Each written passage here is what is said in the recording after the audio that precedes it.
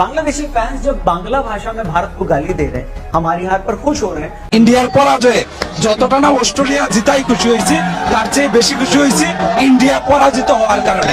और भारत की हार पर नागिन डांस करते हुए इन बंगालियों से मैं पूछना चाहता हूं कि भाई हमारा तो हम देख लेंगे, फाइनल हार गए तो क्या हुआ है कि वो हजारों का झुंड बनाकर इकट्ठा हो जाए और अपने पड़ोसी की हार को चीयर करने लगे।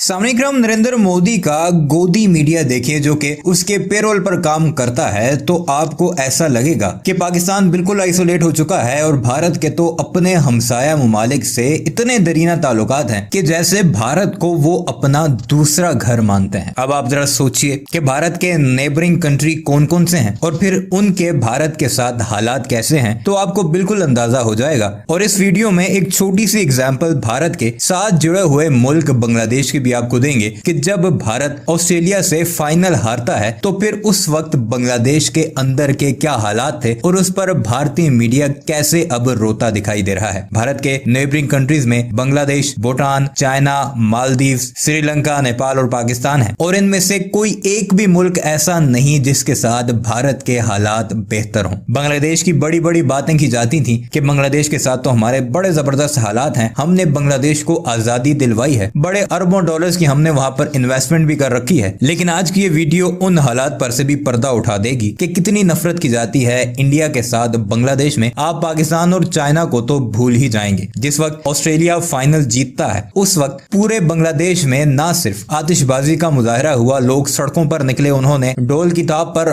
रक्स किए, बल्कि बाकायदा तौर पर भारतीयों को गालियां तक निकाली। जो जब भारतीय मीडिया तक पहुंची तो फिर उन्होंने क्या कुछ किया, आइए जरा इस वीडियो में वो रिएक्शन देखते हैं भारतीय मीडिया का।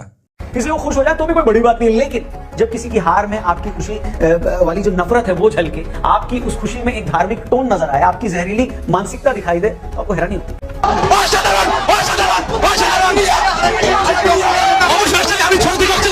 बांग्लादेशी फैंस जब बांग्ला भाषा में भारत को गाली दे रहे हैं, हमारी हार पर खुश हो रहे हैं, तो उन्हें सुनकर मुझे सिर्फ और सिर्फ उन पर तरस आता है। क्यों तरस आता है, जब मैं इसके रीजंस बताऊंगा, इसकी वजह बताऊंगा, तो खुद बांग्लादेशी फैंस के कानों से धुआं निकल जाएगा।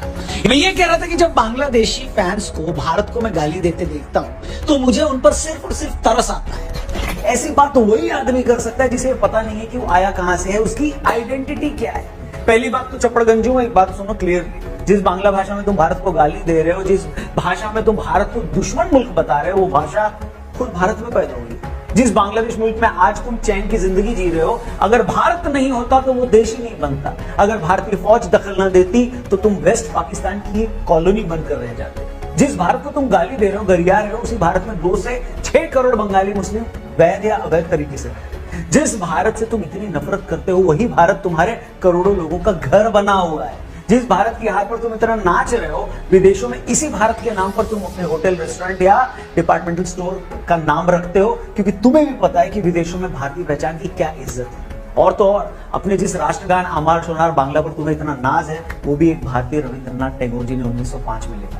इसलिए जब मैं कुछ बांग्लादेशियों को भारत को गाली देते हुए देखता हूं, भारत की हार पर नाचते देखता हूं, तो मुझे इन पर गुस्सा नहीं, तरस आता है। क्योंकि दुनिया में उस इंसान या कौम से, याद रखिए इंपॉर्टेंट लाइन, दुनिया में उस इंसान या कौम से ज्यादा बदनसीब और कोई नहीं, पता ही नहीं है कि उसकी पहचान क्या है। इंडियार पराजय যতটা না অস্ট্রেলিয়া জিতাই খুশি হয়েছে তার চেয়ে বেশি খুশি হয়েছে इंडिया পরাজিত হওয়ার কারণে। और भारत की हार पर नागिन डांस करते हुए इन बंगालियों से मैं पूछना चाहता हूं कि भाई हमारा तो हम देख लेंगे, फाइनल हार गए तो क्या हुआ। पूरा टूर्नामेंट शेर की तरह खेले, फाइनल हार भी गए तो क्या हुआ, फाइनल में पहुंच तो रहे। तुम बताओ तुम्हारी औकात क्या है। 30-40 साल हो गए तुम्हें खेलता हुआ, आज भी तुम्हारी टीम उतनी रद्दी और घटिया है जितनी 40 साल पहले। 4-5 साल पहले आया अफगानिस्तान, तुमसे कितना आगे निकल गया है। नीदरलैंड तक ने साउथ अफ्रीका को हरा दिया और तुम आज भी हर टीम से जूते खा रहे हो।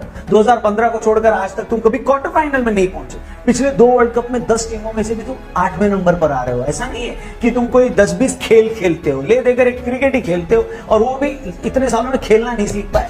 40-50 लाख की आबादी वाला न्यूजीलैंड हर सेमीफाइनल में पहुंच जाता है, लेकिन तुम 17 करोड़ लोगों की ऐसी नालायक कौम है जो कभी एक ढंग की टीम नहीं दे पाई है। अबे बेशर्मो, खुद में काबिलियत पैदा करो, खुद को इस लायक बनाओ कि अपनी कामयाबी का जश्न मना पाओ। ऐसे तो 4 साल का छोटा बच्चा भी नहीं करता कि कोई केले के छिलके पर पांव पड़ने से गिर जाए और वो हंसने लगे। सच में यार हैरान हो गया मैं ये देखकर कि कोई देश या कौम इतना गिरा हुआ हरकत कैसे कर सकता है कि वो हजारों का झुंड बनाकर इकट्ठा हो जाए और अपने पड़ोसी की हार को चीयर करने लगे? अभी जानता हूं जो ताकतवर होता है, स्ट्रांग होता है, उसे शोभा नहीं देता कि वो अपने से कमजोर का मजाक उड़ाए, मगर जो कमजोर होता है उसे भी दूसरों पर हंसने से पहले अपनी खुद की औकात का पता होना चाहिए। तुम्हें नाश्ता देख लगा कि तुम शायद अपनी औकात भूल गए, इसलिए सोचा कि कुछ इंपॉर्टेंट चीजें हैं, कुछ फैक्ट्स हैं, तुम्हें बता दूं जो बता दूं। अब फिर से भारत पर आ जाते हैं। यार ये सच है कि टीम इंडिया फाइनल में हार गई। 2 दिन से पूरा देश यही डिस्कस कर रहा है कि क्यों हार गए, कैसे हार गए, लोगों के दिल टूटे पड़े हैं, किसी का काम में मन नहीं लग रहा है, मेरा खुद का नहीं लग रहा है। मगर मैं सच कहूं, बड़े ध्यान से सुनना इस बात को, मुझे पूरी उम्मीद है कि अगर आपने इस बात को जो मैं कहने जा रहा हूं अच्छे से अगर समझ लिया, तो फाइनल में मिली हार का दर्द थोड़ा कम जरूर हो जाएगा। यार ये सच है कि पिछले 10 सालों में हम 9 बार फाइनल और सेमीफाइनल में हारे हैं। 2014 में T20 वर्ल्ड कप का फाइनल हारे, 15 में हम वर्ल्ड कप सेमीफाइनल हारे, 16 में फिर T20 सेमीफाइनल में हारे, 17 में चैंपियंस ट्रॉफी का फाइनल हारे, 19 में फिर वर्ल्ड कप का सेमीफाइनल हारे, 2021 और 23 में वर्ल्ड टेस्ट चैंपियनशिप का फाइनल हारे, 2022 में T20 का सेमीफाइनल हारे और 23 में एक बार फिर से हम फाइनल में हार गए। अब आप कहेंगे रौनक भाई इतनी सारी हार के बीच भी कोई पॉजिटिव चीज है?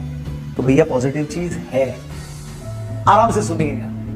देखो स्पोर्ट्स में क्या होता है ना, कोई भी टीम रातों रात चैंपियन नहीं बन जाती। एक आध टूर्नामेंट हम जीत भी जाएं, मगर चैंपियन बनने का डीएनए तैयार होने में सालों लग जाते हैं। इसको आप ऐसे समझिए कि जब से हम बड़े हुए हैं, हम ऑस्ट्रेलिया को जीतता हुआ ही देख, हमेशा जीतती है। 99 से अब तक पिछले 7 में से 5 वर्ल्ड कप ऑस्ट्रेलिया ने जीते हैं, मतलब उन्हें जीतना आता है। उनके यंग प्लेयर्स अपने टीम को बड़े टूर्नामेंट में जीतता हुआ देखते बड़े हुए हैं। ये कॉन्फिडेंस एक पीढ़ी से, एक जनरेशन से दूसरी जनरेशन में ट्रांसफर हो रहा है। तो अब आप देखो, इतने साल बीत गए हैं, अभी भी कभी भी ऐसा फेज नहीं आया जब आप ये कह सके कि ऑस्ट्रेलिया की टीम बड़ी वीक और कमजोर टीम। अब दूसरी तरफ आप टीम इंडिया को ले लो, हम 1983 में वर्ल्ड कप जरूर जीते, लेकिन ये भी सच है कि टीम इंडिया उस दौर में कंसिस्टेंट नहीं थी। हम इंग्लैंड और ऑस्ट्रेलिया में जाकर जीतना नहीं जानते थे। 87 को छोड़कर 2011 से पहले तक ऐसा कभी नहीं हुआ था कि इंडिया की team back to back world cup के सेमीफाइनल में भी पहुंच गई। हम लोग बचपन में तरस जाते थे कि भैया हमारी टीम सेमीफाइनल में पहुंची। हाँ, आप अपने पापा को, चाचा को, ताऊ जी को पूछिए, वो लोग जरूर ये बताएंगे, शेयर करेंगे कि यार अपनी टीम उसने आगे पहुंच ही नहीं पाती थी। 83 के बाद हम 87 में सेमीफाइनल में पहुंचे, मगर इंग्लैंड से हार गए। 92 में जब हम ऑस्ट्रेलिया में वर्ल्ड कप खेलने गए, ऑस्ट्रेलिया में जब वर्ल्ड कप हुआ, तो सेमीफाइनल में भी नहीं पहुंच पाए। पाकिस्तान को छोड़कर हम किसी भी बड़ी टीम को हरा नहीं पाए। इसके बाद 96 में सेमीफाइनल में आए, फिर 99 में नहीं पहुंच पाए, 2003 के फाइनल में पहुंचे मगर हार गए, 2007 में तो पहले राउंड में ही बाहर हो। मतलब ये 25-30 साल ऐसे थे जब टीम इंडिया सेमीफाइनल में भी रेगुलरली नहीं पहुंच पाई।